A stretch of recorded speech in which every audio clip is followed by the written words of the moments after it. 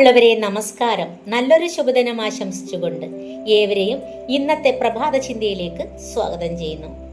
പ്രിയപ്പെട്ട എഴുത്തുകാരൻ കാഞ്ചിയാർ മോഹനൻ എഴുതിയ ചിന്താസരണികളിലെ ഒരു ഏടുമായി വായനാ വഴിയിൽ കൂടെയുള്ളത് നിങ്ങളുടെ സ്വന്തം ഗീതപ്രഭയാണ്. മനുഷ്യബന്ധങ്ങളുടെ സങ്കീർണതകളിൽ ഏറ്റവും അപകടകരമായ ഒരു പ്രവണതയാണ് രണ്ടറ്റത്തും കൂട്ടിക്കൊടുത്ത് ഒടുവിൽ അതിന്റെ നടുവിൽ നിന്നുകൊണ്ട് മധ്യസ്ഥന്റെ ചമയമിട്ട് നല്ലവരാകാൻ ശ്രമിക്കുക എന്നത്. ഒരു വശത്ത് സ്നേഹത്തിന്റെയോ സൗഹൃദത്തിന്റെയോ മുഖം കാണിച്ച് മറുവശത്ത് കലഹത്തിന്റെ വിത്തുകൾ പാകി ഒടുവിൽ പ്രശ്നങ്ങളുടെ നടുവിലേക്ക് ഒരു രക്ഷകനായി അവതരിക്കുന്ന ചില മനുഷ്യരുണ്ട്. സമൂഹത്തിലും കുടുംബങ്ങളിലും സൗഹൃദ വലയങ്ങളിലും ഇത്തരം ആളുകളെ നമുക്ക് ധാരാളമായി കാണാൻ സാധിക്കും. പരസ്പരം അകന്നു നിൽക്കുന്ന രണ്ട് വ്യക്തികളെയോ ഗ്രൂപ്പുകളെയോ കൂടുതൽ അകറ്റാൻ തന്ത്രങ്ങൾ മെനയുകയും അതിനുശേഷം താനാണ് ലോകത്തിലെ ഏറ്റവും വലിയ നല്ലവൻ എന്ന് വരുത്തി തീർക്കുകയും ചെയ്യുക എന്നതാണ് ഇവരുടെ പ്രധാന വിനോദം. മലയാളത്തിൽ വളരെ തദ്ദേശീയമായി ഉപയോഗിക്കുന്ന ഒരു ശൈലിയാണിത്. രണ്ടുപേർ തമ്മിൽ എന്തെങ്കിലും ചെറിയ അഭിപ്രായ വ്യത്യാസം ഉണ്ടായാൽ അതിലേക്ക് കൂടുതൽ എണ്ണ ഒഴിച്ചു കൊടുക്കുക എന്നതാണ് ഇവരുടെ ആദ്യപടി. ഒരാളുടെ മുന്നിൽ നിൽക്കുമ്പോൾ അവർ മറ്റേയാളെ പരമാവധി കുറ്റപ്പെടുത്തും. അവൻ നിന്നെക്കുറിച്ച് അങ്ങനെയൊക്കെ പറഞ്ഞു, അത് ഒട്ടും ശരിയായില്ല എന്ന് പറഞ്ഞ് ഇവിടെയുള്ള ആളുടെ ദേഷ്യം ഇരട്ടിയാക്കും.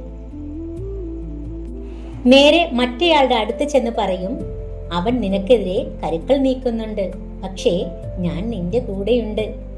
ഇങ്ങനെ രണ്ടുപേരെയും പരസ്പരം യുദ്ധത്തിന് പ്രേരിപ്പിച്ച ശേഷം ഇവർ സുരക്ഷിതമായ ഒരു അകലത്തിൽ മാറി നിന്ന് കളി കാണും. യുദ്ധമുറുകി രണ്ടുപേരും തമ്മിൽ വലിയ പ്രശ്നമാകുമ്പോൾ ഈ വ്യക്തി തന്റെ അടുത്ത തന്ത്രം പുറത്തെടുക്കും. അതാണ് മധ്യസ്ഥൻ അഥവാ രക്ഷകന്റെ മുഖംമൂടി. പ്രശ്നം പരിഹരിക്കാൻ എന്ന വ്യാജേന ഇവർ രംഗത്തേക്ക് വരുന്നു.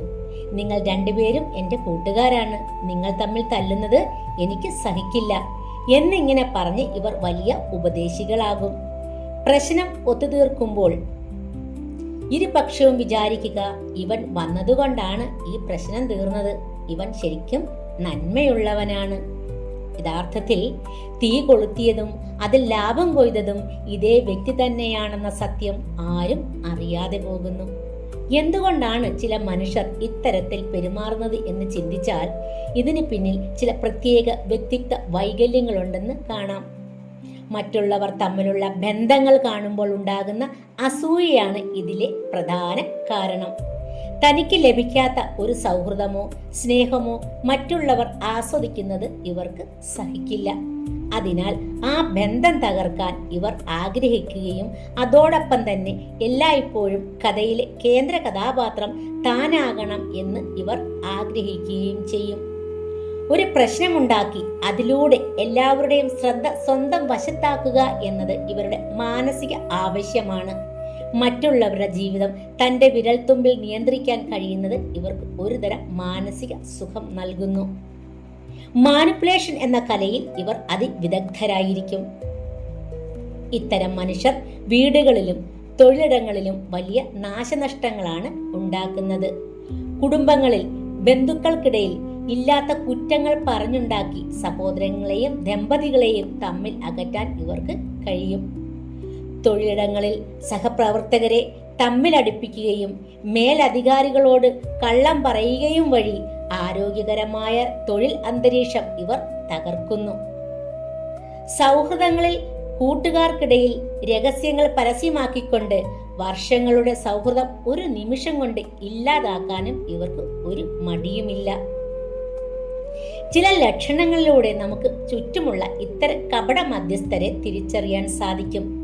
നിങ്ങളുടെ പ്രശ്നങ്ങളിൽ ഇവർ അമിതമായി സങ്കടപ്പെടുകയും മറ്റേയാളെ പരമാവധി മോശക്കാരനാക്കാൻ ശ്രമിക്കുകയും ചെയ്യും. ഞാൻ നിന്നോട് മാത്രമായി പറയുകയാണ്, ആരോടും പറയരുത് എന്ന മുഖവുരയോടെ മറ്റുള്ളവരുടെ രഹസ്യങ്ങൾ നിങ്ങളുടെ അടുത്ത് പറയുന്നവർ നിങ്ങളുടെ രഹസ്യങ്ങൾ മറ്റുള്ളവരോടും ഇതേ രീതിയിൽ പറയും എന്ന് മനസ്സിലാക്കണം. ഒരേ സമയം പരസ്പരം ശത്രുക്കളായ രണ്ടുപേരുടെയും അടുത്ത സുഹൃത്തായി തുടരാൻ ഇവർക്ക് കഴിയുമെന്നത് ഇവരുടെ മറ്റൊരു പ്രത്യേകതയാണ്. ഇത്തരം വ്യക്തിത്വങ്ങളെ തിരിച്ചറിഞ്ഞാൽ ഉടൻ തന്നെ നമ്മൾ ജാഗ്രത പാലിക്കണം. ആരെങ്കിലും വന്ന് മറ്റൊരാളെ കുറിച്ച് കുറ്റമോ പരാതിയോ പറയുമ്പോൾ പെട്ടെന്ന് പ്രകോപിതരാകാതിരിക്കുകയാണ് ആദ്യം വേണ്ടത്. മൂന്നാമതൊരാൾ വഴി കാര്യങ്ങൾ അറിയുന്നതിന് പകരം ബന്ധപ്പെട്ട വ്യക്തിയോട് നേരിട്ട് സംസാരിച്ച് കാര്യങ്ങൾ വ്യക്തമാക്കുക.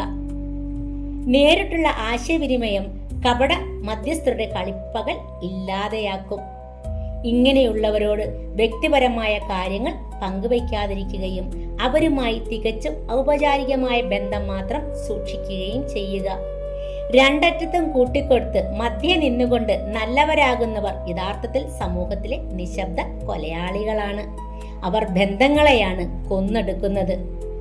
ഇത്തരം മനുഷ്യരുടെ ഏറ്റവും വലിയ പരാജയം എന്നത് ഒരിക്കൽ സത്യം പുറത്തു വരുമ്പോൾ അവർക്ക് എല്ലാ ഭാഗത്തു നിന്നും വലിയ ഒറ്റപ്പെടൽ നേരിടേണ്ടി വരും എന്നതാണ്. സൗഹൃദങ്ങളും ബന്ധങ്ങളും എപ്പോഴും സുതാര്യമായിരിക്കണം.